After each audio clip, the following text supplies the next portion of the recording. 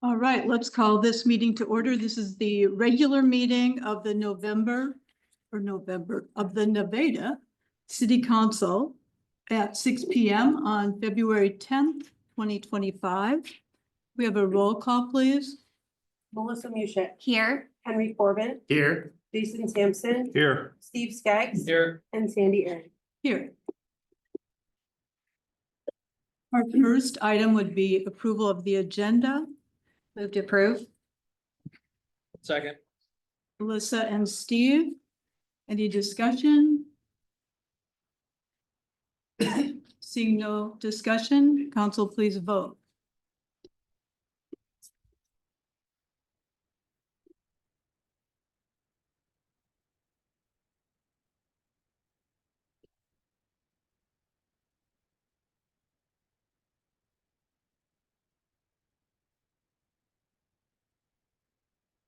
Motion approved. Next item, approval of the consent agenda. Move to approve. Second. Jason and Henry, any discussion? Seeing none, council please vote.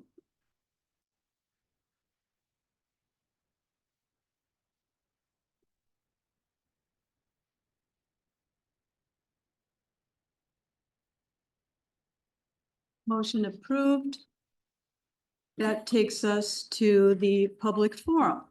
This is the time set aside for comments from the public on topics of city business that are not listed on the agenda, and no action may be taken on these items. And we have two of those items. I know there are a number of people that want to speak about the hospital project. That is an agenda item, so we'll take that up later. So the first one, Emily Scheck.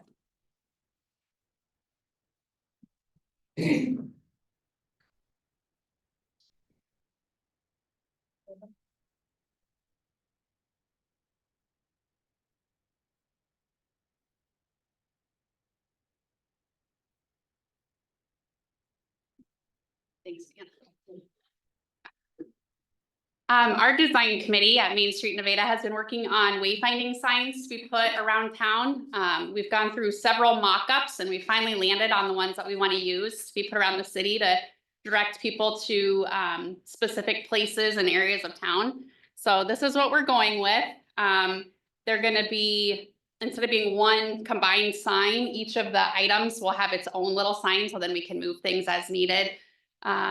We have about, I think it's just under 30 that we'll need around town at about $250 an average per sign.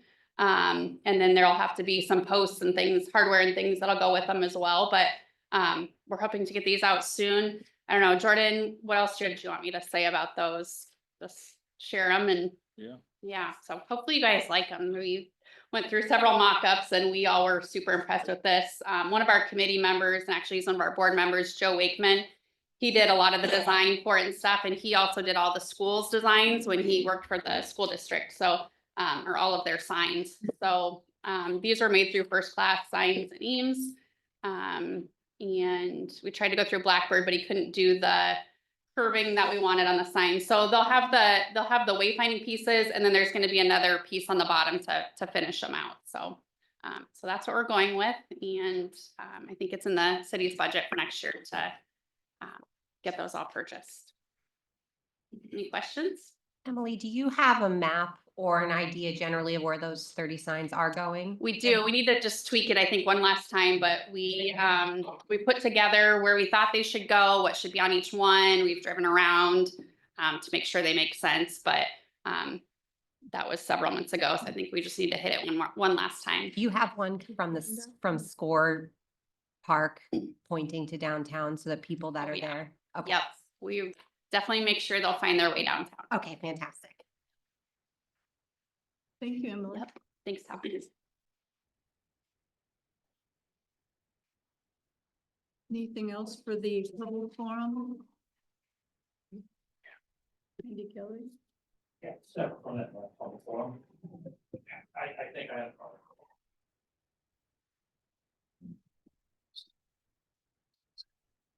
Andy Kelly, KPMM, following up, I think 2 months ago, council had a meeting where they discussed, what to do about the damage done to my building during the downtown project. I haven't heard anything since then. Am I able to find out what was decided and where it's at? Are you talking about? We issued a check to you. Have you not received that yet? The council approved that. No, Okay. I haven't heard a word. I would have liked to have been here. I hadn't heard anything about being at it, and it wasn't on the agenda. I realized it was gonna be talked about when I saw the council packet, but I was already committed to going to a basketball game with my daughters. So what was decided? The council approved a $10,500 check to give to you to decide who you wanted to use. If you wanted to use Set in Stone or Renaissance, I think it was Renaissance, right? The other company? I think so. Yeah, so they approved a $10,500 check to give to you. And I thought we wrote that, but apparently we didn't, so we'll get that taken care of, but they Okay. approved that, so you were able to choose who you wanted to use and get the work done that you wanted to get done. So I watched the meeting after the fact. In case it cost more than that, is that the end of it? Well, those were the two, we received two quotes. One was from Set in Stone. For all of the work that you requested to be done, that was what their quote was for, was the $10,500. And that was to replace the sill underneath, fix all of the brick and make it to what it looked like before. Well, I followed the meeting and I understand, I think Dane and Sandy had both made the comment, they want to see where it goes. I'm fine with the check being cut to the contractor. But the question goes back to, because I think there was some discussion of it. If it's opened up and it costs more than that, is that the end of it? Is that's where the council's decided? I think that's up to the council. I mean, I think we awarded it based on the information we had. So if you bring different information, I think we would need to have a discussion about it. Well, something like I separate. said, I'm Yeah. fine with the contractors being paid directly. I don't need to have a check. But I think even council that night recognized that there could be issues that came up, but they settled on 10-5. And it may not go past 10-5, but my position is on it. I didn't damage it. I'm not planning on paying any money on it. And I think the condition was it's going to a contractor. So if I understand how the meeting went correctly, the check's to be used for the purpose only, it's fine. It's gonna be used, I'm not cashing the check. It can go to the contractors. But that any overage over that would then be by me. And that's the part I got kind of a sticking point. And then the fact that we're 2 months past that and I hadn't heard anything, I figured I'd come to the meeting. But at this point, I don't think we'll accept a check with the conditions that if there's any other damage that isn't seen, I have to take care of it. I didn't cause it. Was there conditions on it from was there conditions on that? No, the check was to be written to Andy Kelly and it was for his decision to make on whether or not he wanted to actually get it fixed or not. I thought by watching the council meeting, and correct me if I'm wrong, but I thought how the council meeting went was that Aaron said you were gonna draft a contract. Yep. Right. So that's me accepting the check based on me doing the work, right? That I'm signing off on it and that's done, I think is, right, so it wasn't a check to me. It was a check to me to do, The check was going to be to you. okay. Has there been a contract written? Yes. And that should be mailed to me with the check? Yeah, yeah, we'll follow up with it. Okay. Back to my point, I mean, I don't know if we're negotiating here. If that's where it stands, I plan on doing the work. I don't plan on paying any of the extra money. So the follow-up to it is, and I've asked before, is the contractor paying for it? Well, They are, okay, they've committed to it. Any idea how much? $1,500, I think is what it was. How much? 1,500. Fantastic.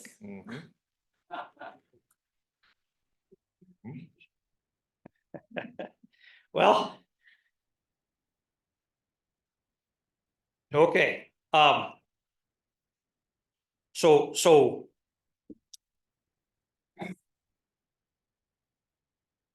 I don't even know what to say. I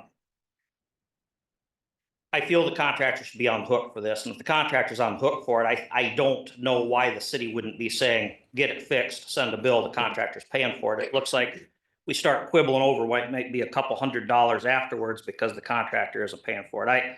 Maybe that's the wrong read on it. I think in the meeting that we had, Jason, I think I've accepted that the bricks aren't probably going to match perfectly.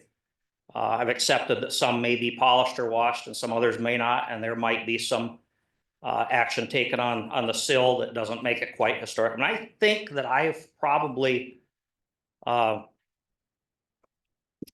compromised to my end, especially the fact that it was 3 years before we started talking about it. I don't know that there's much more compromise in me on it.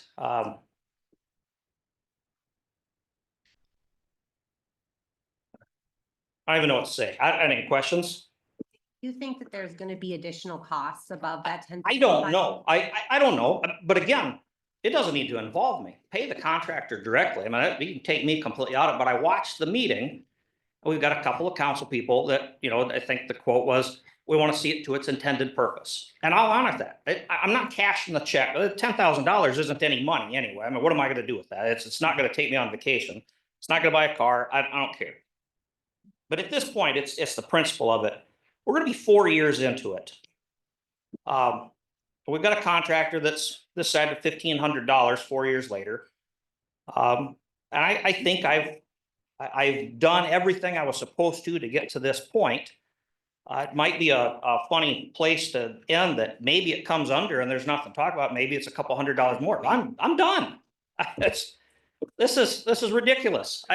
And I would have liked to have been here, but nobody told me it was going to be that it was going to be talked about. I mean, I come to the meetings, but nobody reached out to me before. Nobody reached out to me after.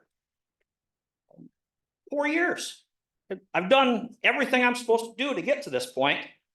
I'm not paying any money. You don't have to pay me. I don't care. I mean, we're not going to cash the check if that's what it is. Only use the check to fix it. Whatever's coming out. I'm done.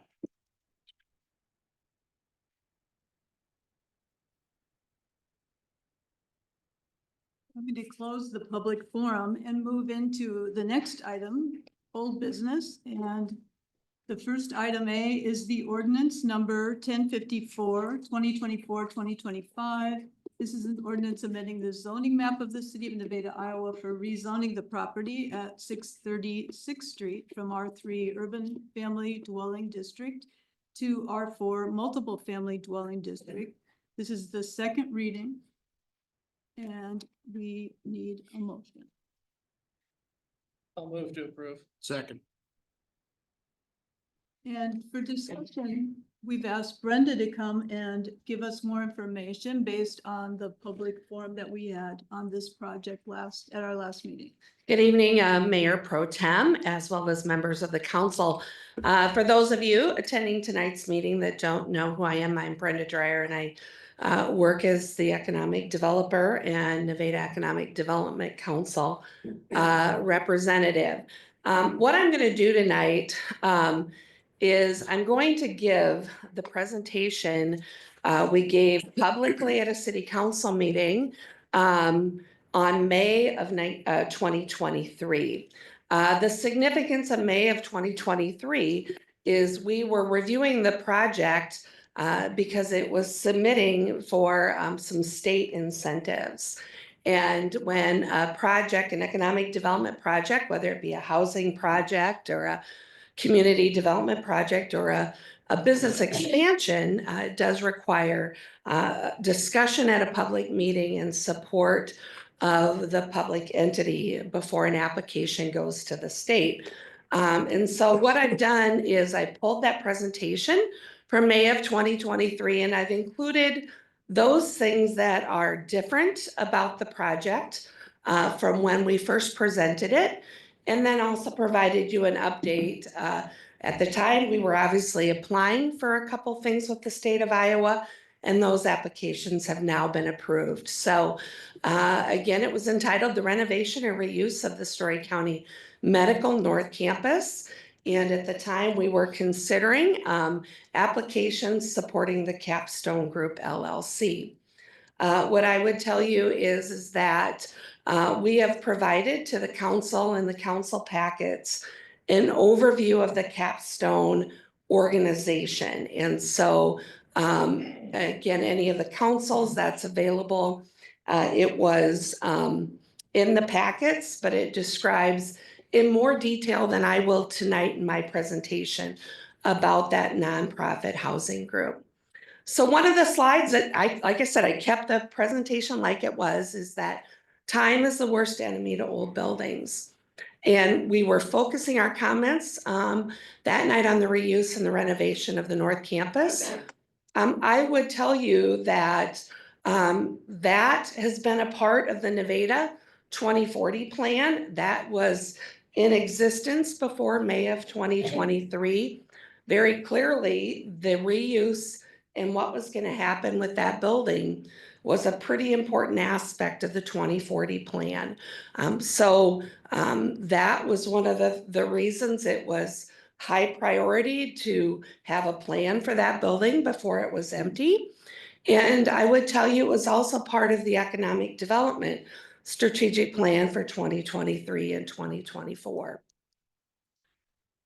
So the building transfer, I added this or updated it from what it originally stated, because we were talking about what was going to happen there and what the plan was and where we were at in the public hearing process on that. But in 2022, representatives from the NADC and the city met and discussed options for developers. So we included developers that had done housing projects in Ames that were old school building projects. We asked the state of Iowa who was out there for developers converting old public buildings into projects. So we got a list of folks. We invited them to come tour the buildings. Some did, some didn't reply. But we went out and saw a number of projects, and we had a number of developers go through the buildings. And as we were doing that, some took themselves out of the discussion. Others, we took them out of the discussion for one thing or another. But the Capstone Group really surfaced to the top after our meetings with the development partners. The Story County Medical Center Board of Directors held public meetings that were needed to transfer the building in 2023. Those meetings were published. They had hearings to, about transferring that building. They had estimates done in 2022 on what it was going to cost to take the building down. And that was really at the request of the Economic Development Board, who said, are we better suited as a community to pull it down and convert it into vacant housing lots? The estimate in 2022 was anywhere from $2.4 to $2.6 million. And that was in 2022, excuse me. So the other thing that's interesting about the building transfer, as we were going through the legal process on the building, we found out that actually the Story County supervisors still held the property that the building was on. And so not only did we have to talk about this publicly with the board of directors at the hospital, the supervisors had to go through the action to transfer the property. So that occurred in 2023, really so that we could proceed with the plan to submit state applications for this project. So next slide. So the project, get right from one of my original presentations, it's called Nevada Flats. It is market rate housing. And again, what I would tell you is that anybody can rent in this particular project. It's market rate. We're estimating 60 units. 60 units has always been the number. I have added that a contractor has been identified. This is new. They have a sign out in front. They are collecting bids, and some of the work will likely be done by local businesses when they can proceed with the project. They were awarded State of Iowa incentives in 2023. Workforce housing tax credits. This is a tax credit program that is used to actually support affordable housing. Brownfield redevelopment tax credits were awarded because we have to deal with asbestos and boilers. In between those two things, those awards are $2.5 million. Those incentives are not from the city of Nevada. Those are state of Iowa incentives.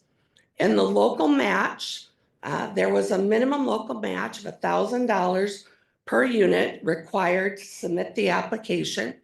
It's not been paid, but the NEDC and the city agreed to split that incentive. Before we talk about the development team, I want to talk a little bit about the local incentives. Oftentimes when we do an application with the state of Iowa, the local municipal has to be involved. And you hear of things like TIP incentives and you hear of things like tax abatement.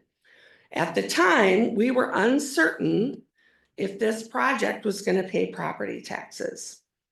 And so one of the things we negotiated with the developer, so again, it's going to be ultimately the assessor here in Story County that decides that. But what we negotiated with the developer was, if you do not pay property taxes, we are asking you to pay $1,000 per unit per year to the city of Nevada to help offset things like every other taxpayer in this community pays. And so the minimum amount was going to be $60,000, and it's called the payment in lieu of taxes. That was identified in the state incentives, is that's what they were going to pay. Again, the assessor is ultimately going to determine if this project is going to pay property taxes. So the development team, and we talked about this back in 2023, is the Capstone Group. They are going to own the project. That is the entity that we have provided a more detailed summary to the council on. They are a nonprofit housing group with 2 existing elderly housing projects in Iowa. And I'll give you the locations of where those are at here later. They have aligned with an architect that is very experienced and respected in the area of brownfield and workforce housing tax credits. He has done an abundance of work in downtown Cedar Rapids. We toured projects that he designed in downtown Cedar Rapids. He is the architect on the project. He is not the owner of the project. The group working on the project decided it made more sense to go see what a residential apartment project was going to look like versus 2 existing senior housing projects. And so the pictures we show are aspect architecture reuse projects of old buildings. Again, to make sure we were comfortable with the caliber of the work that Aspect, who's a partner but not an owner, have done on these old buildings. They're aligned with Denny Howell Investment Company out of Ames. That's a long-standing partner of Capstone. Just happens to be that they're located in Ames.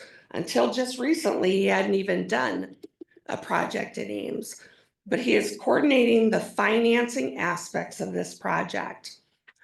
These are big projects, and a little later I'll allude to the amount of projects. Okay, their capstone group, here are their two housing projects. These are their senior housing projects they own.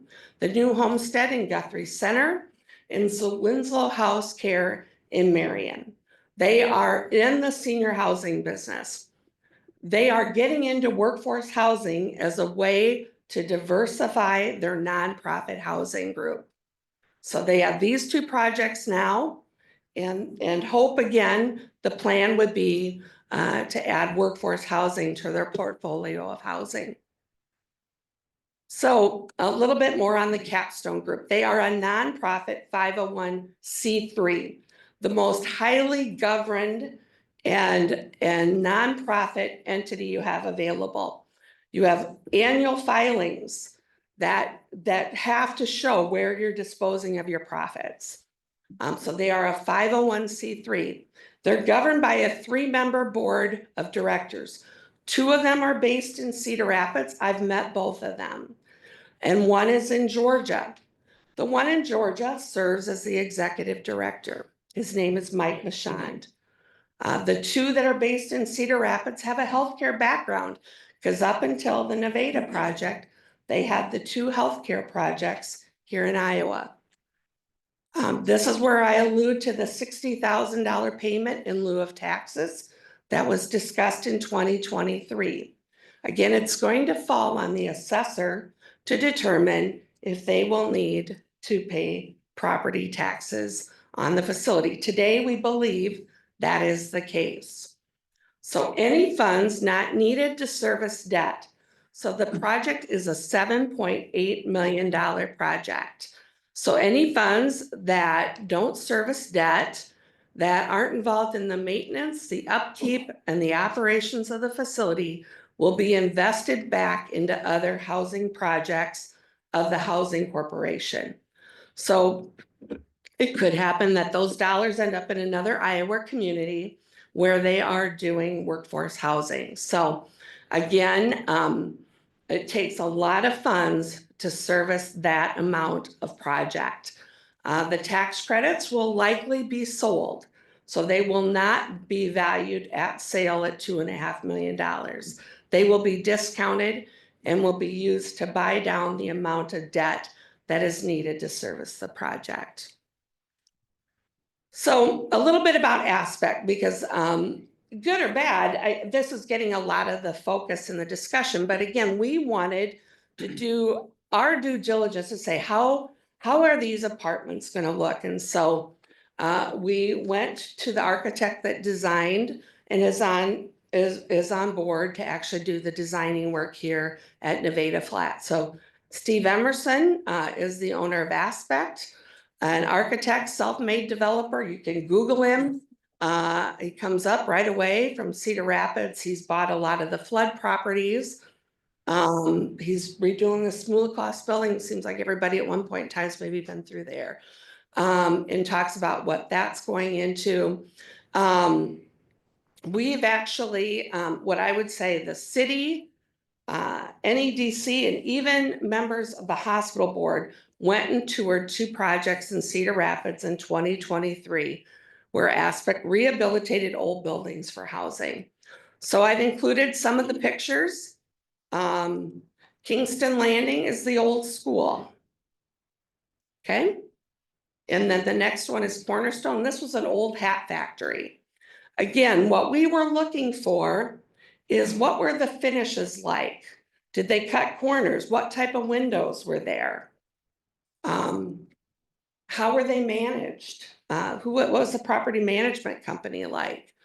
And so these are photos of those projects. Something that's getting that wasn't part of our discussion. So if you've ever been in the old hospital, you know it's got quite the basement, and so they had originally thought about putting apartments down there and decided against it, just for quality of life and no windows. And so storage has become a topic of discussion. This is a change implemented after the decision by them not to use the basement for housing. Almost all the space will be dedicated to secure storage for the building tenants. So there'll be all different sizes, like I said, studios, 1 bedrooms, couple 2 bedrooms. So this will be storage for the people that live there. And one of the other things is that they've been working, and that agreement is in place with Nevada Food at First. They will be providing storage to Nevada Food at First in a climate controlled fashion. So, and they'll be located close to the loading dock. So it's easy for those volunteers to access supplies to support that important mission here in Nevada. And I think that's the end of my comments. So again, the intent here today was just at the request of the council was to go back. We have new council members to be able to provide you what we shared with the council back in 2023. Thank you, Brenda. Now we have a number of people that have asked for some time to speak, and we'll start with Garrett.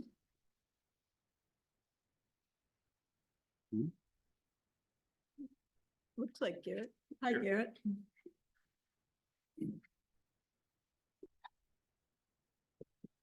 Garrett Carroll, 708 6th Street. I don't think this is really conducive for my life. How much are these apartments supposed to be rented out for? I believe the original amount was 750 to 1,300. I believe they're a little bit more expensive. Okay. So, I mean, it really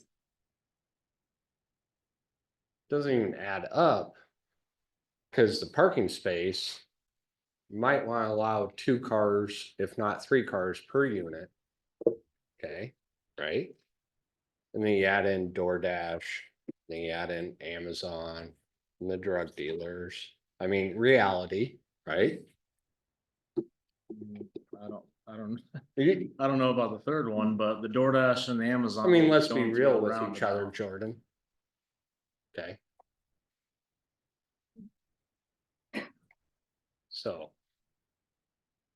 That's all I got to say. I'm not okay with it. Thank you. Next, we have Linda.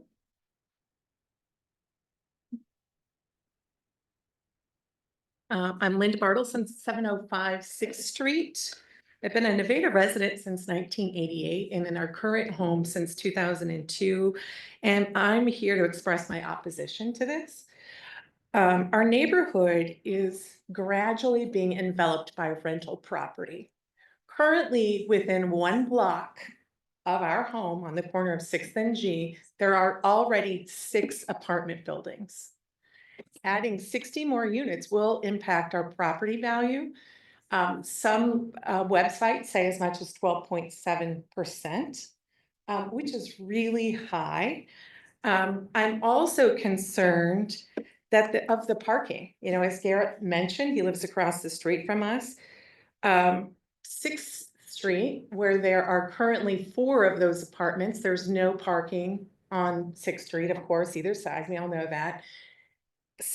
G Avenue, where we live, there's very limited parking. And the rest of G has very, very limited parking. So I am really concerned about the street parking availability and just the egress for emergency. I think everybody was keenly aware of the construction that happened on G and F last summer. I was very disappointed, and Jordan, you're aware of this because we met. Very disappointed that both of those streets were closed at the same time more than once, when I have 3 neighbors who all need medical care and they had no other option to get their vehicles out. So what's going to happen with our emergency egress if we're going to start stacking all these parked cars? I have no idea how many cars will come with 60 units, but it's got to be very significant. I would really encourage you to think about the long-term implications. We're talking about historical downtown Iowa with the beautiful signage that they made. It feels very counterintuitive to change our neighborhood's landscape even more than it already has been.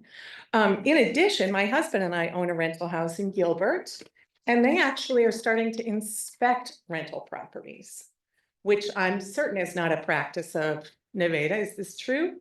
We No, are- we have a rental inspection and I'm finalizing the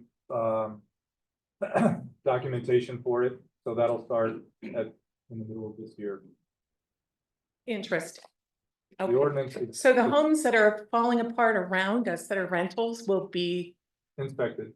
inspected and, okay, good to know. I think you should go to the basement of some of those where there are people living. That is not good. So, again, I'm concerned with public safety, with the parking, with the egress, with my property values, and I'm just really opposed to this. I think it's a terrible idea for Nevada. One of the things that we did require the developer to do is provide off-street parking, so they would not be able to park on the street. They'd have to create parking. Their plan, and Ryan, you can chime in if you'd like, but because you've kind of reviewed some of the stuff with them and talked with them about it, but their plan is to carve out around the hospital and create parking spots. Right now, it's right of way and things like that, so they're planning on creating diagonal parking around that area. So none of the parking in our neighborhoods will change. that's the intent. We do not want any issues with that. But that was one of our biggest concerns, was having a whole bunch of cars just parked on the street and creating. We'll be monitoring the speed limit, because they go faster than 25, especially coming from Lincoln Tap. Yeah, our police will do that, and we can definitely address that and make sure that it happens on a more frequent basis.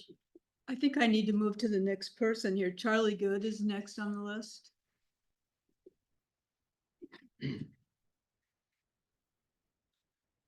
Good, quick. I don't usually write notes, but in no certain order. I'm gonna go by some of the reasons I oppose this. I served on the Economic Development Council once. I didn't agree with everything they did. That's why I don't stand on there anymore. But I'm not saying the stuff they do isn't good and right, but putting a housing project in the center of a residential part of town is ridiculous. It's about, in my mind, it's about as ridiculous as electric charging units. When I came to town, I went in front of planning and zoning, and I watched last council meeting.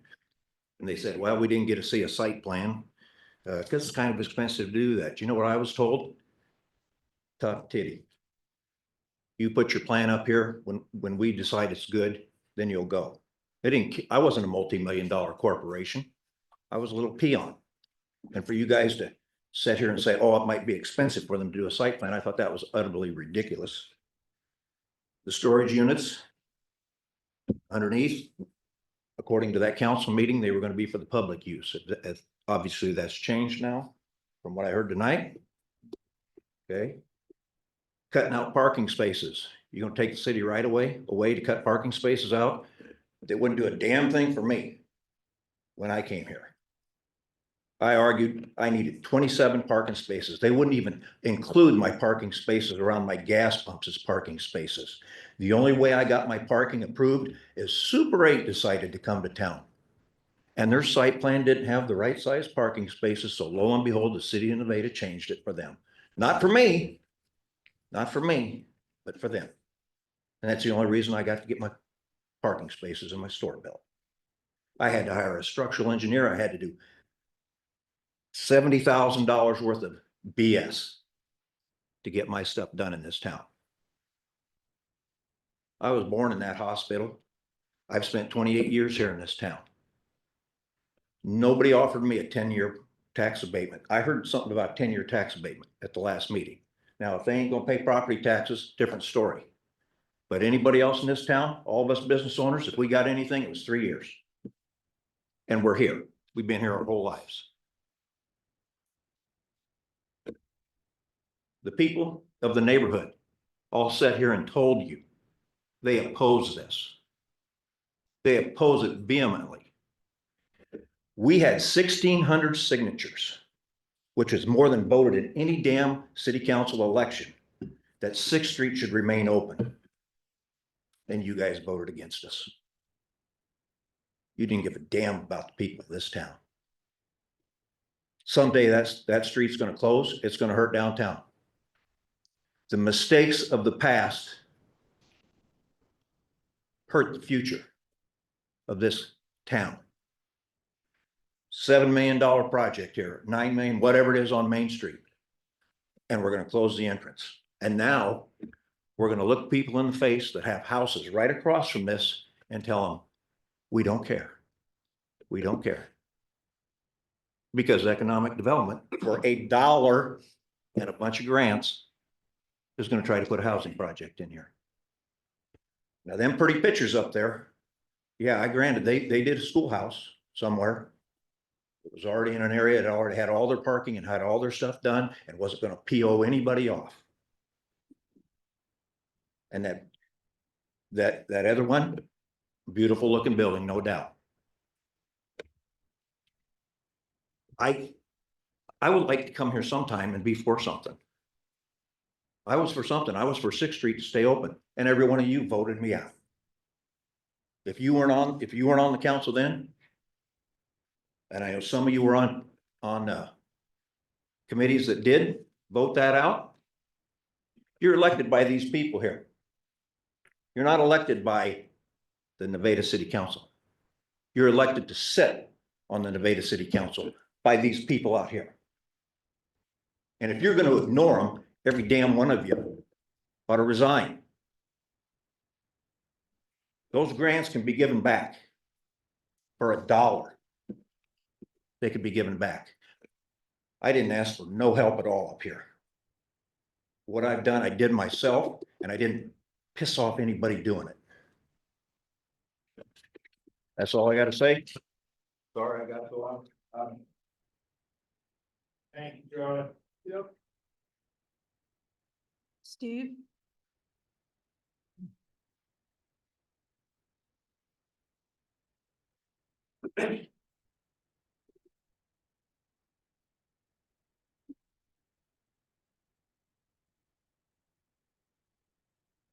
Steve Modernock, 717 Fifth Street. And I oppose to the rezoning of the property at 360 Sixth Street from R3 urban family dwelling to R4 multiple family dwelling. I'm concerned that the the multiple family dwelling project being proposed will degrade the character of it and value of the existing properties around the site. Additional traffic, parking, and safety concerns are also there. I've tried to mow my lawn along Fifth Street without traffic going by, and I gotta get out on the street to mow it on the edge, and I gotta watch traffic all the time or I'll get hit. It's been stated that the off-street parking will be provided. But there's no guarantee that tenants are going to use off-street parking. Because they're going to park wherever it's convenient to get into the building. And that may be just on the street. Can't regulate them, I don't think, to park on the site. Last but not least, I'm opposed to this project because you're making decisions without the site plan. We've been told the site plan is coming, it's coming. We haven't seen it yet. Things are being changed. So how do you know, how can you make a decision on this? I request that you vote no on this until you get a site plan in order and look it over good. Thank you. Jane?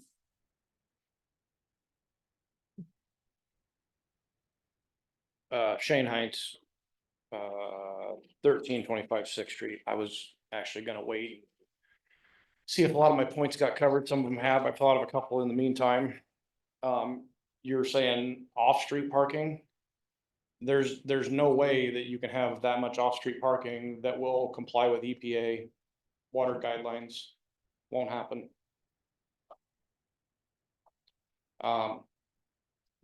I know NEDC is supposed to be doing a lot of good stuff for the town, but I'd like to go back about 15 years when my wife and I approached NEDC or the council. I can't remember exactly which one it was. and asked if they had any money or any grants or anything for, when we purchased the old Smitty's grocery store. And we were told, quote, if you're gonna do anything to that building, you do it your damn self. We had nothing. Not a single thing except grief and headache is all we've ever gotten from the council. I'm not opposed to them putting apartments there, but they can pay for it themselves. Where's my incentive? Anyone? Do I get money back?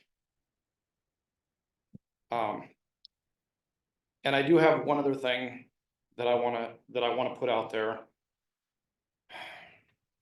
It's gonna make me sound like a horrible person, and I don't mean for that to be that is not my intent at all. But in the previous, I don't know where we come up with the need. I saw something about we need 500 and something apartments in town. I have no idea where that could have possibly come from. But I wanted to point out, over the last couple of weeks, since the new administration came in, I think they had removed something 10 to 12,000 people from our country with the intent of removing potentially up to 20 million more. Is that something that we are gonna take into consideration when we're building new apartments for people? And again, this sounds horrible, but it's something that needs to be thought about. And I'm not gonna stand here and take a position either way on how you feel about that. This is what is happening. And I also have a problem with $75,000 a month leaving our community never to return. Seems like an awful lot of money leaving our community. That's all I got at the moment. Kathy?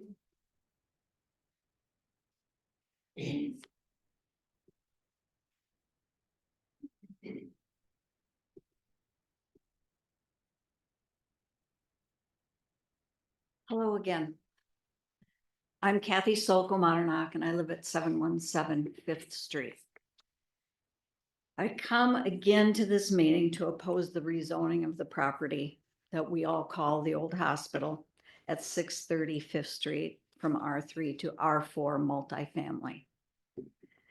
Because we collectively in our neighborhood, my spouse and I, and we have not had questions answered here. Planning and zoning, other council meetings, even the meeting way back in 2023. And have not seen a site plan.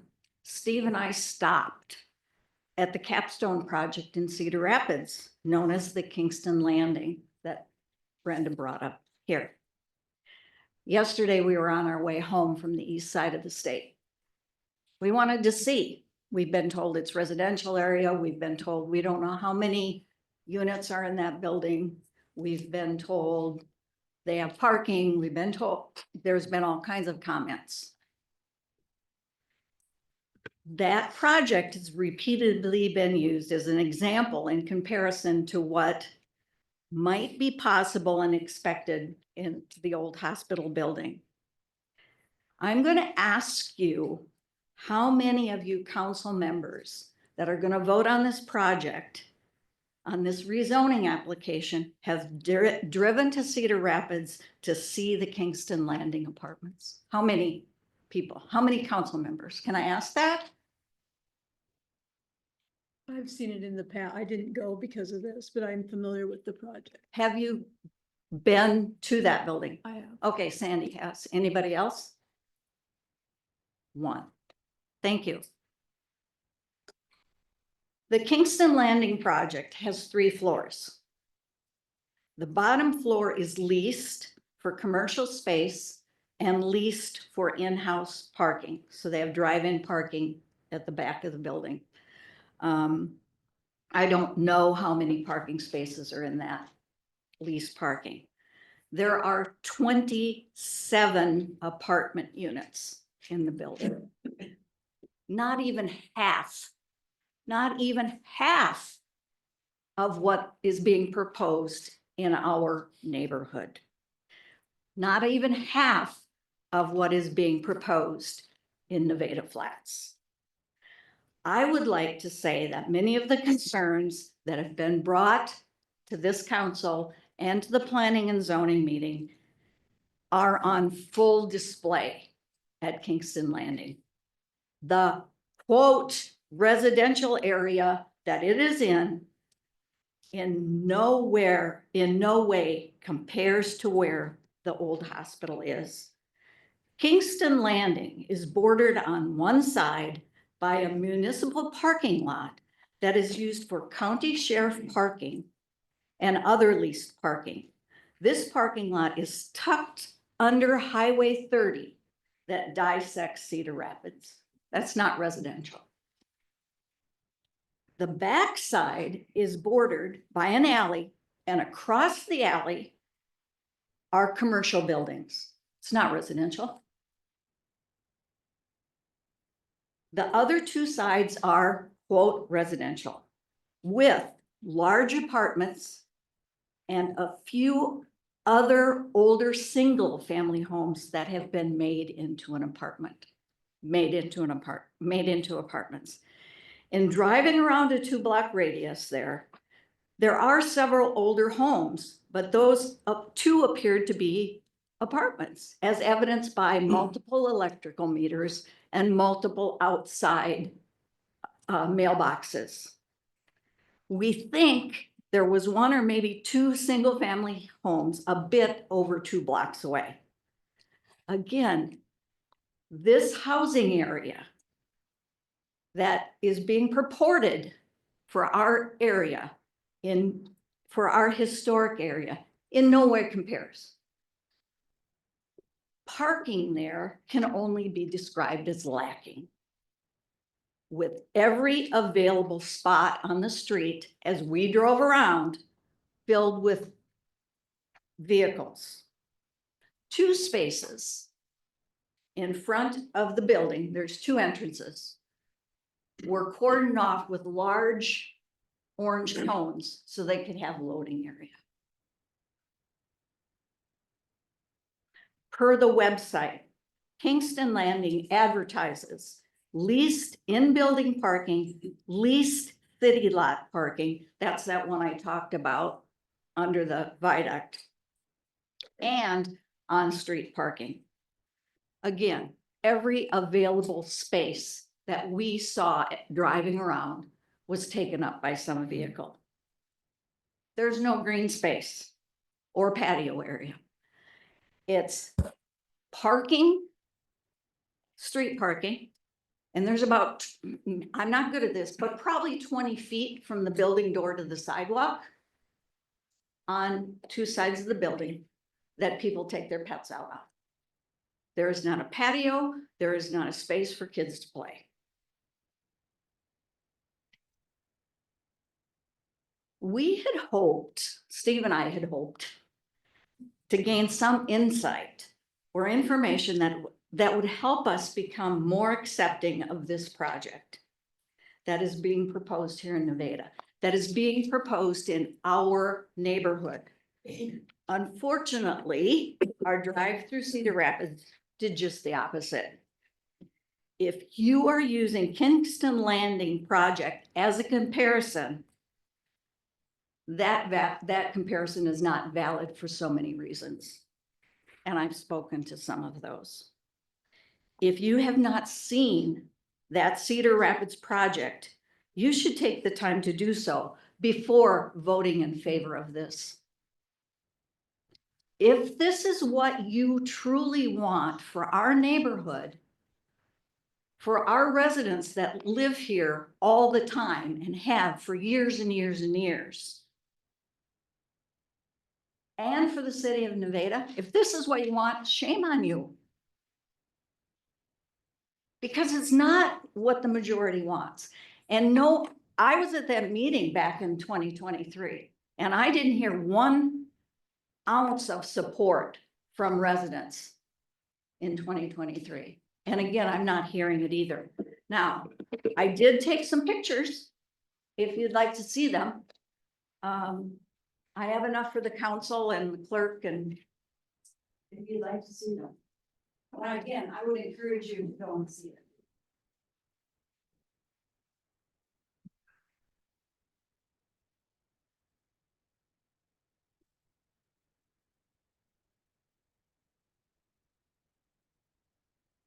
We have one more.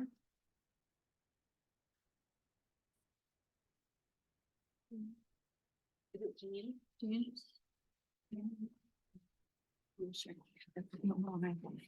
All right.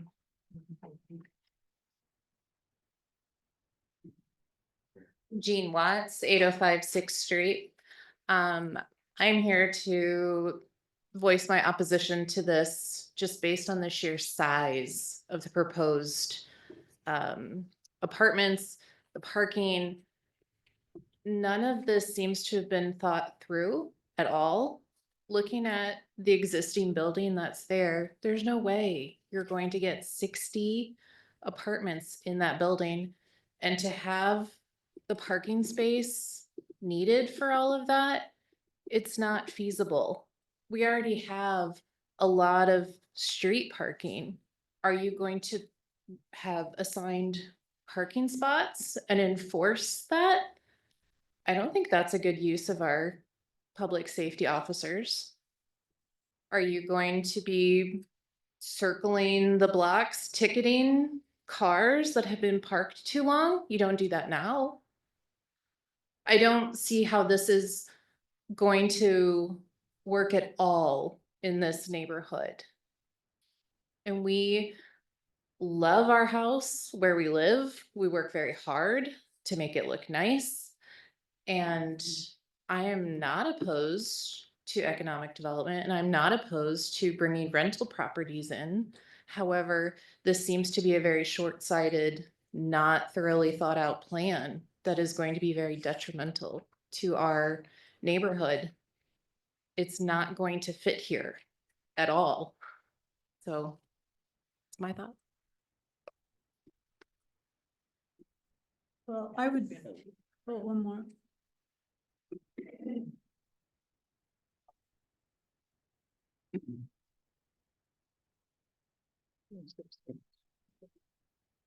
You can just go right to the microphone.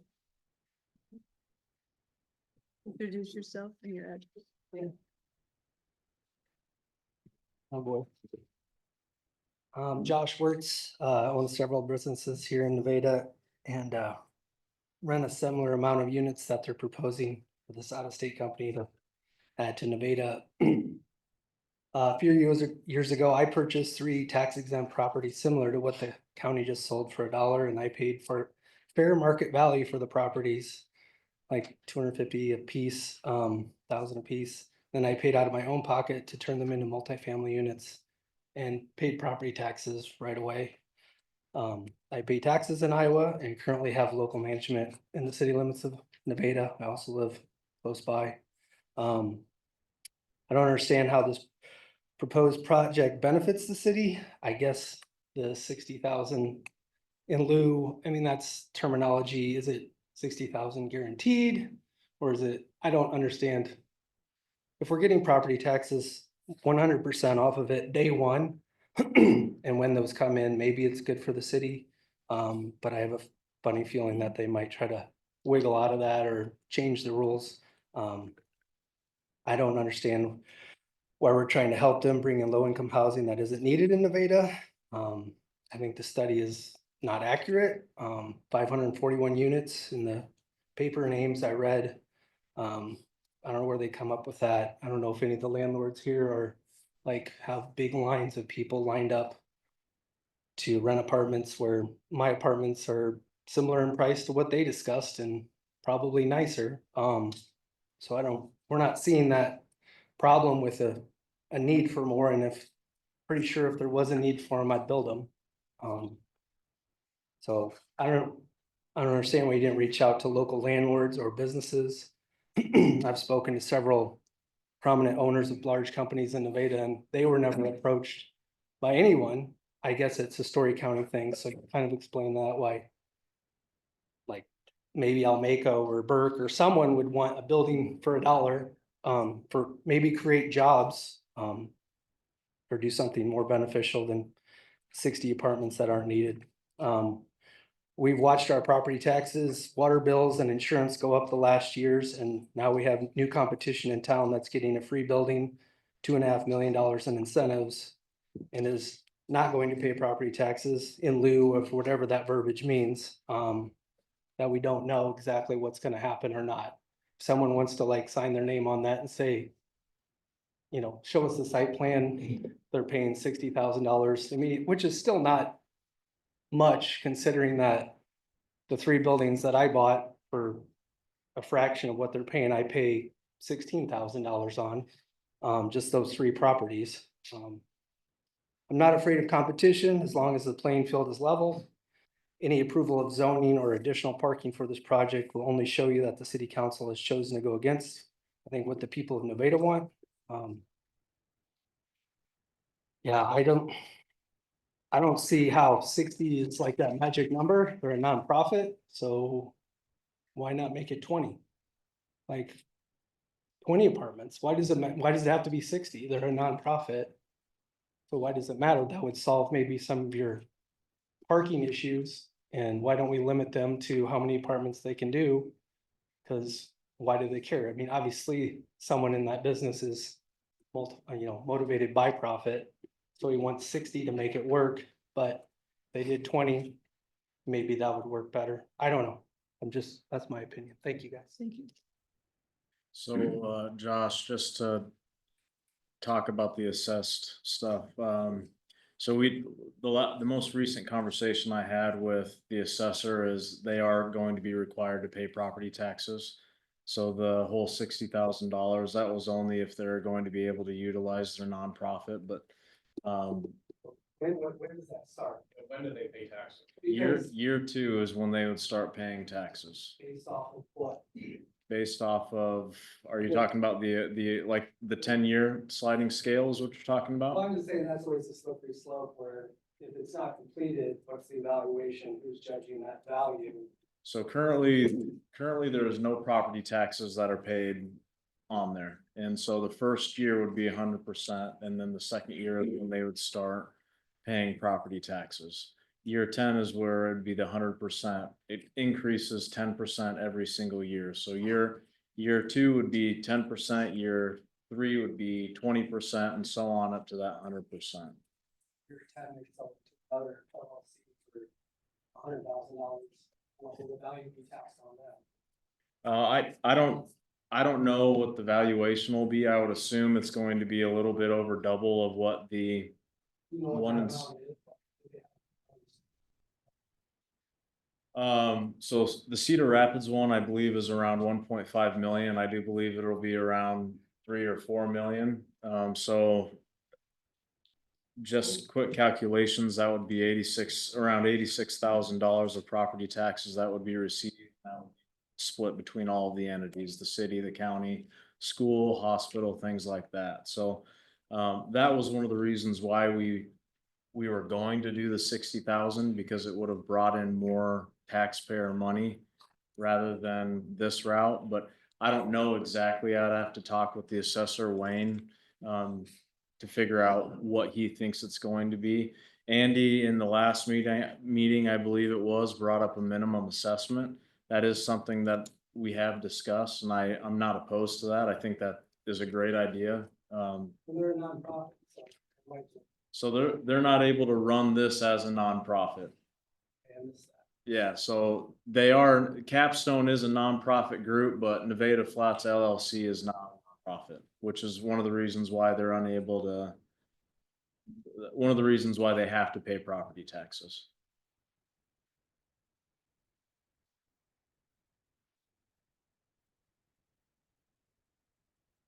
Jordan. Yeah. That assessment start after the project is done? So there's a base value, and then once it is complete, so there'll be a completion date that they will have to be completed by in the agreement. And once they hit that, that triggers when they start having So to regardless, if fall it into takes that. them longer, that date is gonna be when that countdown starts for them. Yeah, so I know next week they plan on having the demolition crews inside to clean everything out. but I don't know how long it's going to take them. I know when I was speaking with them, they said they are hoping to be done in a year, and so it would be starting that valuation a year from whenever they start. Andy, did you have a question? Is our core subject, the Iowa property tax rollback? There would be a rollback, yeah. Yeah, Okay, so that 80,000 you're talking, is that? I don't think it includes the rollback. I would have to do the so math it and would be about everything. half of that? Probably, because it's 50%, I think. Right, so that's, I filled out a card, I take William. I've got a couple more Okay, in front of me, so we'll call Dorian. Can I, for one point of clarification before we go to the next speaker? Yeah. Well, because something that was mentioned, I don't remember if I mentioned somebody before, but somebody mentioned income housing. I just want to make sure that gets clarified because It is not. this is not low income housing, it's market rate. Yeah. I would defer to Brenda or Jordan to explain the difference, but I do want to make sure that gets. Yeah, so low income is, you have to fall within a certain bracket in order to be eligible to rent that out. These are market rate, so that would be any person that can afford it can go in there. So a teacher, employees at Burke or Almaco or Mid-States or any of those things. So LMI is, you have to meet certain qualifications and you have a lower income bracket that you fall into in order to actually be eligible for that. So we do have some LMI housing, low to moderate income housing that's being built. But that is not these apartments. These would be market rate. So does this fall under SIRHOG guidelines? SIRHOG? Rent assistance? No, I don't believe it does. I imagine. I'm guessing it probably does. Anything, I mean, you can't discriminate, because that's part of the slippery slope. You're not building necessarily low income, but SIRHOG, you can't discriminate against it. If they come up with it, meet your requirements. Is that similar to, I'm not really familiar with that. Is that like section 8 or something or? Yeah. Part of it. Yeah. It's probably what you would generalize as section 8. Okay. Yeah, I'm not really familiar with it, so I can't answer that question. My guess is they have. Okay. I'm also, while we're talking, gonna remind people that we will have, once we have a site plan, which we still do not, and many people have made that comment, we will be having a workshop. Yeah, I think the council's expressed interest in That we already have said that we would do that, so we're not making these decisions tonight. But Sandy, could I ask a question and clarification of that? Wouldn't the rezoning at this point be stopped until there is a site plan and then we move ahead? I mean, it seems people have spoken to this, that the Yeah. cart's before the horse here. If people are asking not to rezone, that is exactly what's on the agenda. If you rezone it, you take away all of our leverage. And as it stands now, the people are saying no, and you work for us, so your job is to say no as well. Or sit there and smug. I just wanna know what our attorney says about it. Yeah, I mean, having the site plan submitted isn't a requirement of your rezoning application, so you'd be setting precedent that isn't in your code. If that's a position you're willing to take. It's been a while since I've been to a rezoning, but rezoning requests are heavily considered a contiguous property owner, so, right? Yeah, well, it has to do with what your comprehensive plan is. So what your future land use and your comprehensive plan, I know it's been vetted through P and Z. I'm sure that was part of the conversation there too. But, I mean, I've been on the other side of it where you kind of pass. They have a chance of killing it tonight. They're trying to take their opportunity. They're asking for it to not be rezoned. There's a bunch of contiguous neighbors asking for that, so I think it's a legitimate request. I know there's more conversation that's past. It'll speak more to the site plan, but it's a rezoning hearing, so they do get to ask for it not to be rezoned, right? It's actually not a hearing this evening. We had the hearing at the last meeting, but It's not, There's a vote on it tonight. correct. You're correct. This is the second reading. Correct. Yes. okay, Dorian? I'm Dorian Meyer. I live at 622 Fifth Street, right across from the old hospital. I oppose the rezoning of the property across the street from my home, formerly the Story County Hospital.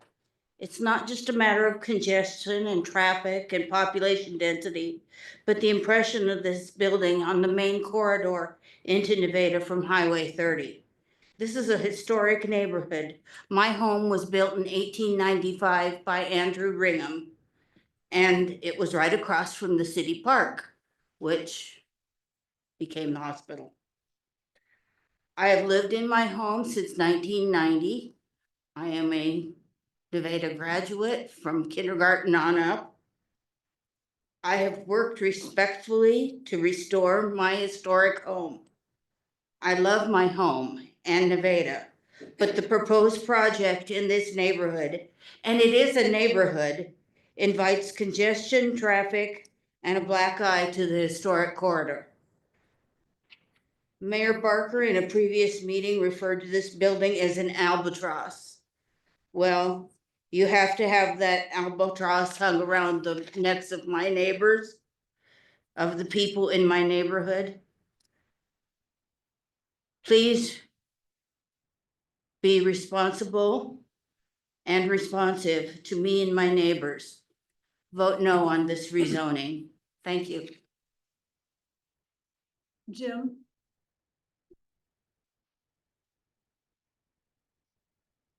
Jim Meyer, 622 Fifth Street, Nevada. Unless they moved it, I believe I live in Iowa. Obviously, my wife. We live 50 feet from this building. Most of you can throw a walnut 50 feet. To start with, the pictures they had up here of this other building that they've created, I see nothing of the surrounding area. I seen the inside of an apartment building. I didn't see any pictures of the community it's in. Nothing. Okay. This massive apartment complex is wrong for Nevada. It's wrong for the citizens of Nevada. It will be devastating for the citizens that live in this neighborhood. These are tax-paying citizens. The only people that are going to benefit from this whole thing is an out-of-state outfit that owns this. I want this stopped. I'm against it. I don't climb up on the roof and shout it. I don't know what you people need.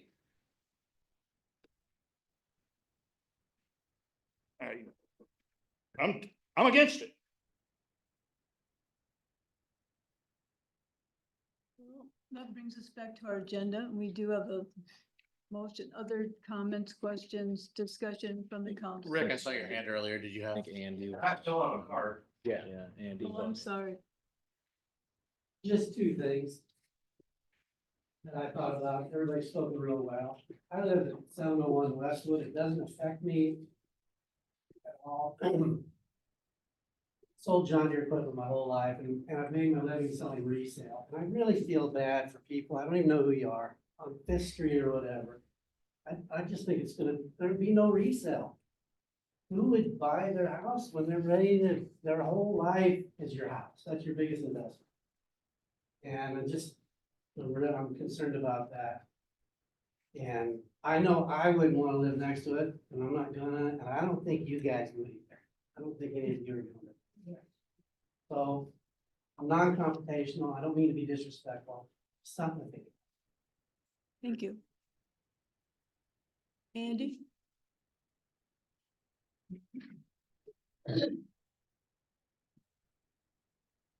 We answered one of my main questions that I had tonight, and I'm dating myself a little bit, referencing Levon Schultz, but 15 years ago, Levon brought up the disparity between services versus taxes captured from industrial, commercial, and residential. That residential taxes don't pay the carrying cost. That's why you do industrial, commercial development. The property tax rollback in Iowa, cities generally spend more than what housing is worth. I think it's exacerbated in the situation that it's a dollar purchase, probably a negotiated value. a 10-year staggered abatement, and the rollback on top of it, all going to an out-of-town corporation.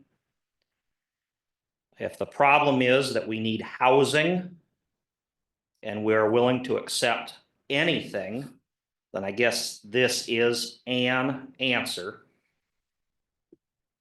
I routinely get opportunities too good to pass up, and I pass them up. On a little bit of investigation, not everything that shows up in front of me has to be invested in. This does not seem like a good idea to me. Twice in my life, I've seen on national news that Story County has the lowest unemployment rate in the nation. I am from a community that does not have that. I'm from Charles City. We had Oliver White Farm go out of business and we had unemployment.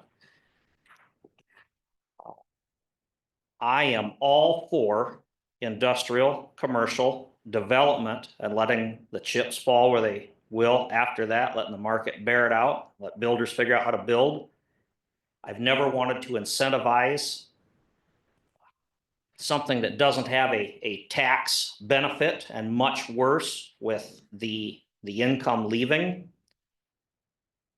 I've got a couple other questions on how we got here. At the last meeting, I think Dane had mentioned that if we weren't doing this, the cost would have been on the residents. I've got another question I think I know the answer to.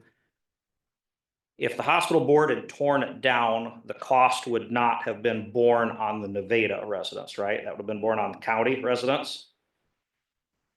We pay county taxes too. Right, we do pay county, but I mean, it would have been a lot broader pool. I mean, it's a corner we've been painted into a little bit as describing the albatross. The albatross wasn't entirely ours until it was ours. So it's a created crisis, something that got dumped on us. One person's problem became our problem. And our solution to it, I wouldn't invest in it. I mean, the limited taxes and no rent retention, but it does provide housing. I'm against incentivizing it. I'm against rezoning for them. And tonight, personally, I stand here before you really fairly convinced there's a disparity between what we're willing to do for a new out-of-town developer and what we're willing to do for a 25-year taxpayer. I can't wrap my head around it. In 2 years, we can come up with $30,000, but they're out of town, so it must be better. I am not for this project.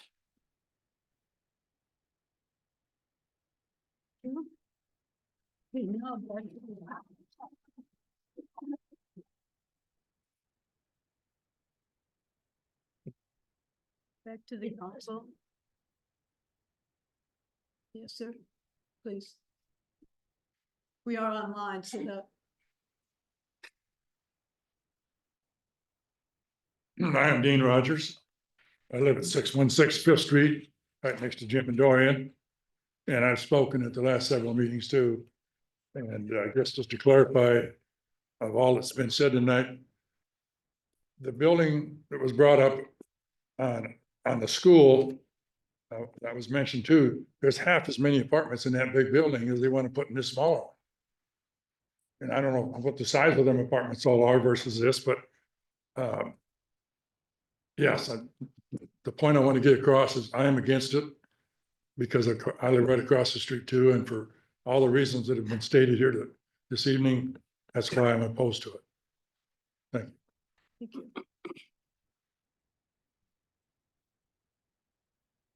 Jane? Just stand right here, Jane Heights, 1220 Bay Avenue. I'm not close, but I've lived almost my whole life in this town. You're talking about putting a building in with 60 parking in it, which would require 120 parking places. I believe it's supposed to be 2 per.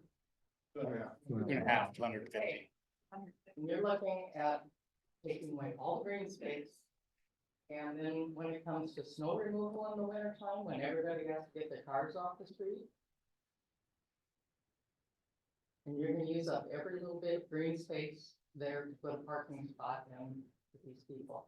And I'm very much against it. I grew up in this town. I grew up in that neighborhood actually, only on 7th Street. And I just think it's wrong what you guys are doing. Thank you. That seems to be consensus of the audience. What are our options? So since this is something that's already per se in motion, what happens if we don't vote this to rezone? What are the consequences to the city? For this project? I know nothing's been, is there a contract signed? No development agreement as of this moment, so. So what happens to the property? What happens to the development? I know that they probably won't go forward with it, but, or can't, but what happens to the building? What happens to, It sits there what's and the go to worst pot. case scenario? It sits there and go to pot until somebody deals with it. We have codes in place to deal with it, but somebody has to pay the money. Would that be them? Do they or don't they own it? They own it. They own it. Well, then it's So- their If they problem. could sell it, they could. So would that development They be can responsible responsible for it, for they're- tearing it down or doing something with it? But we have to- My thing is they'd probably just deed it back to Story County at that point, because it wouldn't make sense for them to, I wasn't here when the original estimate came forward for demoing that property. I believe the original estimate was $2.5 million. That was probably 5 or 6 or 7 years ago, so it's probably a lot higher than that. So what I would guess is they'd probably deed it back to Story County and let Story County deal with it. And I don't know what they would do with it. Does Story County have to accept I it? would, I would be surprised actually if Story County would accept it, knowing probably the would, liability yeah. to try to, I mean, we know there's asbestos in that building, so. I would be surprised if they accept it. Then that I leaves, think we ought to stop it and deal with it when it happens. If it goes to Story County or it goes to wherever. I think you've heard the people in this room, plus others, do not want an apartment building at that location. We understand that and we hear you. The real problem here happened in the 1950s when this building was built in your neighborhood. That was when the real crime happened here. Now we are here. This building is empty. We have to find something to do with it. I don't see people lining up to do anything with this building. We know what it costs to tear it down. It can't be used in its current state by anybody. I don't think its zoning permits any other use at this point, as far as I know. Ryan would have to weigh in on Is that that. true, Ryan? Can't really be used in current zoning, can't be used for anything. No, it's residential in that area. Right. So it has to be rezoned in order to use it in some capacity. So we have arrived at a solution here, and I understand. I sympathize with you. I would feel exactly the same way. Do you? No, you don't. You are gonna You can't say that. face and say, screw you, citizens of Nevada. I say we have no other solution You in front of do. us. We do not, Charlie. Sit down. You could have Sit down. stopped this. Sit down. They invested a buck. They invested We a buck. currently do not have another solution for this. Tell me what it is. Said, any answer is necessarily the right answer. Sometimes you just gotta say no. So should we leave it sitting there abandoned until it gets in crappy shape? Are we worried about our property values then? Or? Do you wanna live next to it?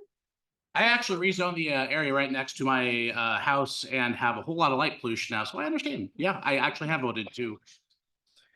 And that's at your back door. Okay. Is it possible to stop the rezoning at this point with the current owner and request a different proposal? 20 apartments, 30 apartments? Is that an option? I don't think we know how many apartments we're getting at this point. We have not seen the plan, people. We have not seen the plan. Okay, so we're approving the zoning. Not the plan. The site plan will still be put before us. We can still turn that down, but they have no incentive to move forward with designing a site plan if we're not gonna rezone it to begin with. So we can shut this all down before we even know anything, or we can continue moving forward. If they wanted it that bad, they would come up with a site plan. This is a multi-million dollar company you're dealing with. Don't sit there and say they ain't got any money to do something. And you know this same exact plan is fished out around a bunch of other communities, and they're looking for the easiest route. This isn't the only one. You did the tear down. Could we get like a realistic quote for tearing it down? I don't, If it's something that means it's twice as expensive. Okay. So if it was only 900,000 or so to tear it down, that would be maybe an affordable place to put a park. Do something with it, or sell it lots. Yeah. But yeah, 2 million, I understand that's a lot. There's other options. But you guys really haven't estimated what the actual tear down cost would be. Everyone says asbestos and runs for the hills, but. Again, I need to bring us back to what this ordinance is about tonight, and we have a motion on the table.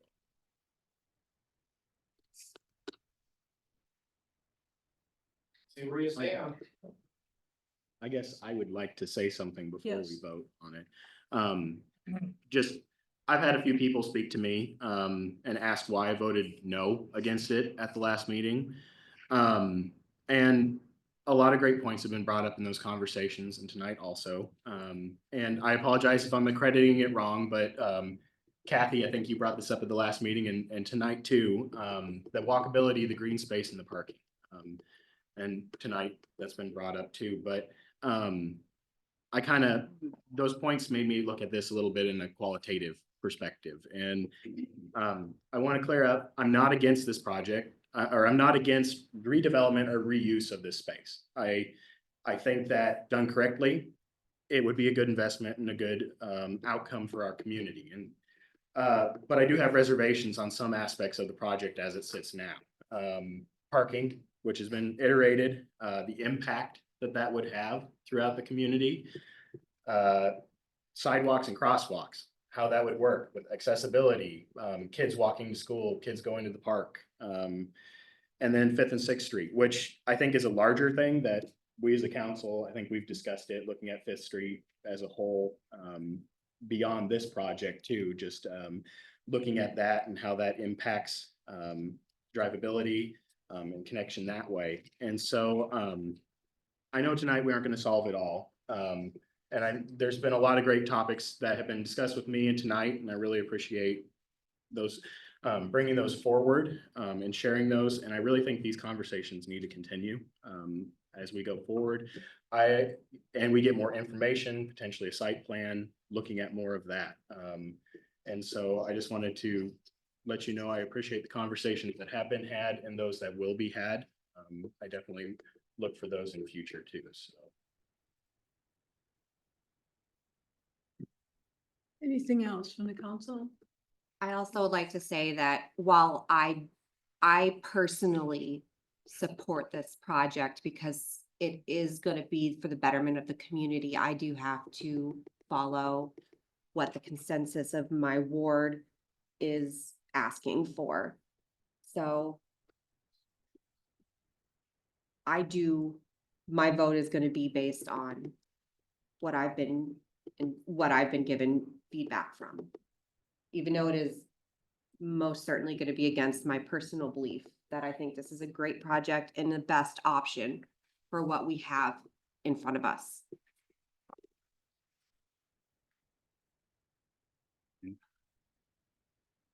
Yes. Just Jen? got one more thing too, because, after anything, it was last summer one time, in one of the meetings, he brought up making 5th Street from E Avenue to Lincoln Way as the truck route at some point. So that needs to be tied into this too. I don't know if everybody knows that or not here. But they were planning to eliminate parking from E Avenue for the first 2 blocks up. Because you want to make it in a truck route and on E Avenue from 6th Street over to 5th Street, which affects a lot of homeowners there also. So that's just another thing to throw in.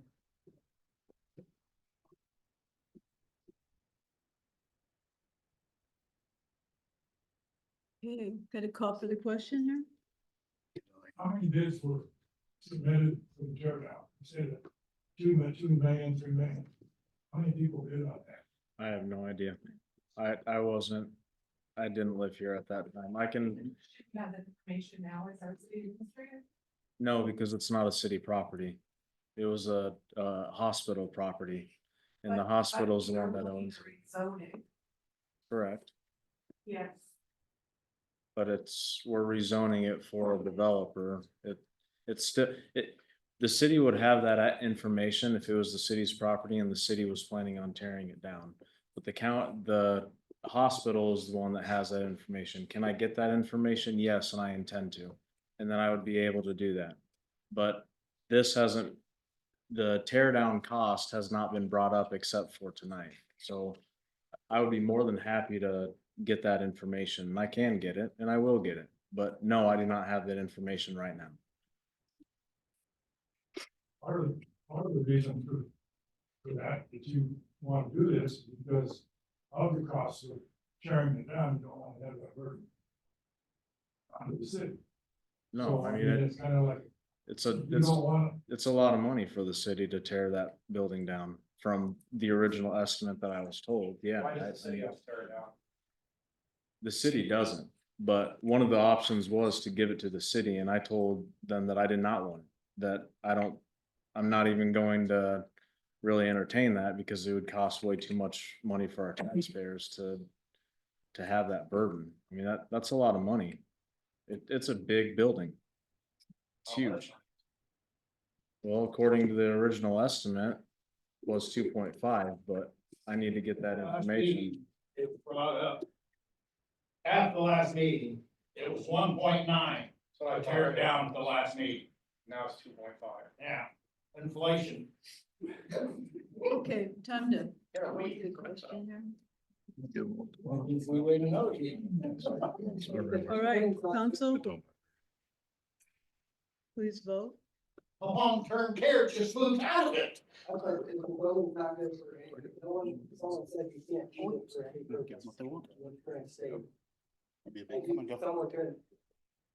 think it was, I believe the original building has the asbestos in it. Like some business or some, always want a restaurant or something else. Josh. Lots of things. I just feel like we don't have near enough information. You guys are all ready to just go and. Throw money at it. There were 4 no votes, just FYI up there, if you wanna look at the vote. Can't see. So we can. that's why we just decided there was 4 no. That's why I was pointing it out to you, 4 no's and 1 yes. So where does that put us? The motion was not approved. That's where it puts us. What? Got a big Motion come was and go not on Sixth Street, approved. that's where it puts us. I don't understand. I can't. The motion was not approved. So So move on. moving on to item B of our old business, which is ordinance number 1065, 2024-25, an ordinance providing for the division of taxes levied on taxable property in the Nevada urban renewal area pursuant to section 403-19 of the Code of Iowa. This is our second reading. Move to approve. Jason Second. and Steve. Any discussion on this? Council, please vote.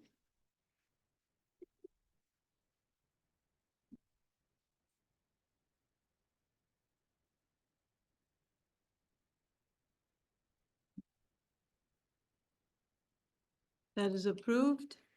Moving on to item C, approve pay request number 40 for the wastewater treatment facility improvements phase 2 from Williams Brothers Construction, WBC, in the amount of $175,143.47. Move to approve. Second. Melissa and Dane, any discussion on this? Council, please vote.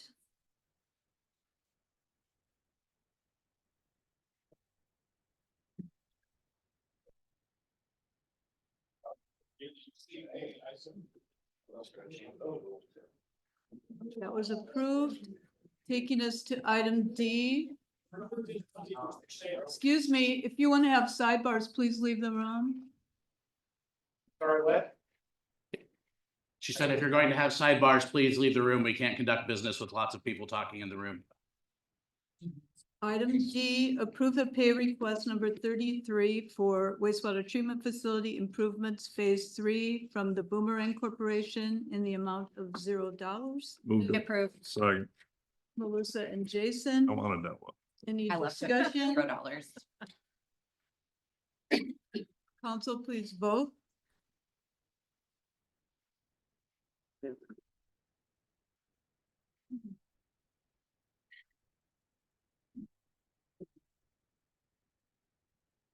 That is approved.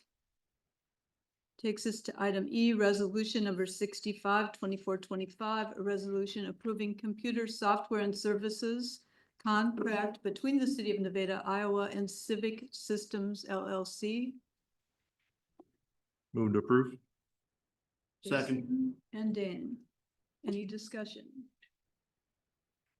Council, please vote.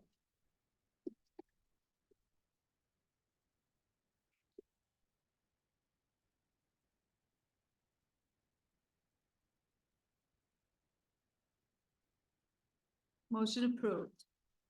Takes us to new items.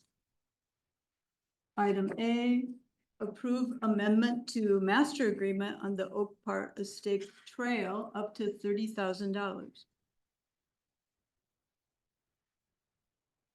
Move to approve. Second. Jason, Melissa, any discussion on that? How soon will we see something plan wise for that, Brandon? What? How soon will we see something plan wise for that? We have a concept put together, but we still need to get a survey, to then put together the final design that I can show you. I can send out the plan to you guys that we have Great. currently. Yeah, we'd like to see that. That'd be great. Thank you. So council, please vote.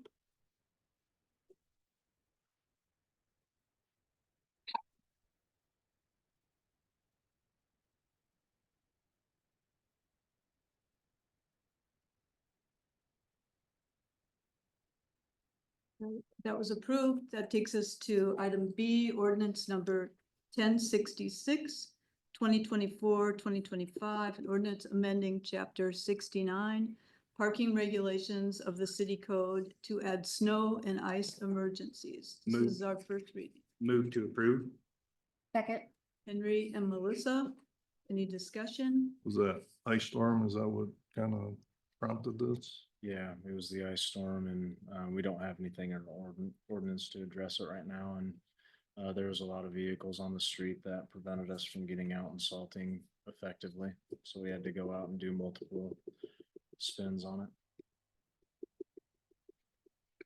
Any other discussion? It's similar to what other cities are doing. Is there, Situation.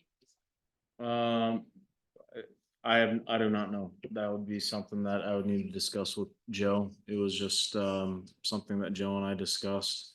I know they kind of struggled that day with all the ice and we really didn't want to hit any other vehicles and it was really slick and I think that was the main concern is damaging other vehicles and city vehicles.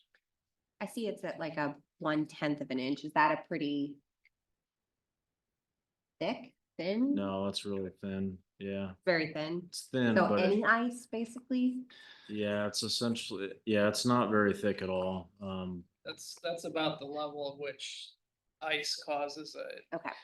a danger. and a- But I believe in Aaron's research, that is Aaron, one of our clerks, she found that that was a common number. Is that why you chose that number?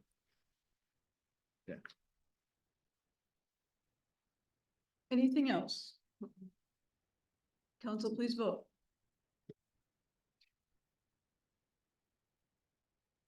I would like to say one more thing on that. I hope, like, just from the start, we were pretty lenient about that for tickets. Yeah, I 'Cause it mean, being by the new. time this publishes and is out, it'll probably be March or April, so it'd be an entire year. Okay. That way we could have the signage up before there's any enforcement. All right. Thank you, chief. Approved. Motion approved. Okay, we're ready for reports here, so we'll start with the city administrator. So we had our Lincoln Highway Days meeting. I think this year is gonna be really fun. I mean, every year's been fun, but we're doing some different things and continuing to mix things up. So I think it's gonna be a another exciting year. Had our design committee meeting with Main Street. That was one of the things that Emily brought up, was the signs that we're going to be putting up around the community. Main Street had a design guideline meeting with downtown business owners.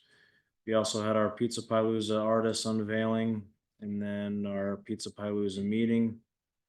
Several board meetings, NEDC is part of it, wastewater meetings, and then I also met with a group of people and discussed water quality, temperature, and treatment plant optimization to see if there's any way we could optimize our current testing for our water and see if there's better routes and cheaper routes to go on that. Any questions? And then you also have my report that I sent in too. Well, obviously the mayor is not here, which would be our next report. Yep. Do you have a So- report, Pro Tem? My only report would be that thank you as citizens for coming and sharing your views. And for most of you being very professional about that, which is very much appreciated, because as you know, we're only here as volunteers because we were elected to serve our wards. And so we're doing the best we can as a group, and we all have different views on things and pull it together and try to reach for consensus. And so it's important that we have the input of the citizens. So thank you very much.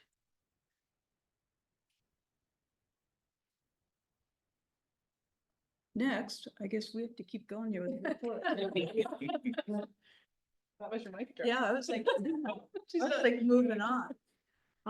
Yeah, Yeah, I would just Right. like to report your newly vacant building will have to maintain a sprinkler system, fire alarm, and I've seen what happens to large buildings when they're vacant, so I don't know that this is a commons.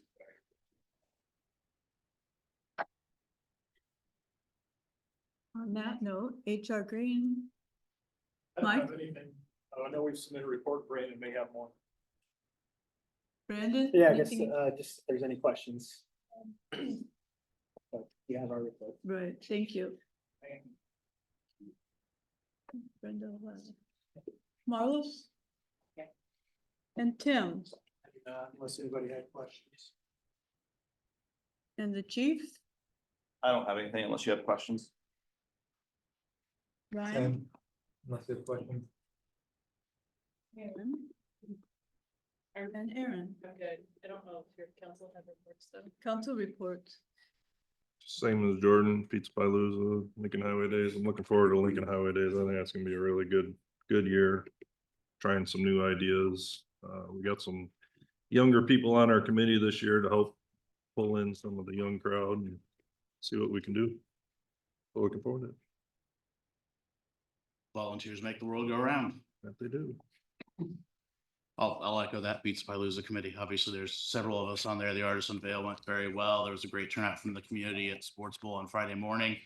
For those who didn't hear, the artists are Terry Clark, Blackhawk, and special guest Brian White. So it's going to be a great show, full night of music, full afternoon of activities going on.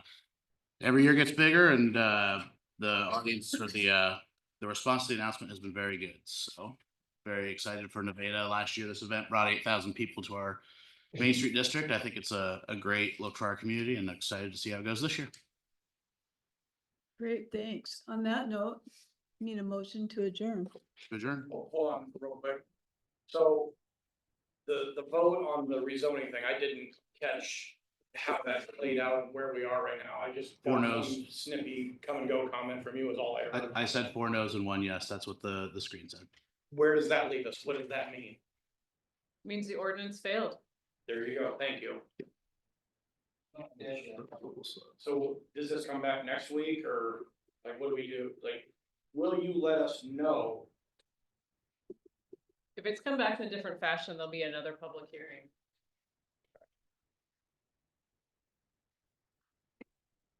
I don't trust. you, Now, but I'm- a motion to adjourn, please. I move to adjourn. Second. Okay, all those in favor of adjournment? I.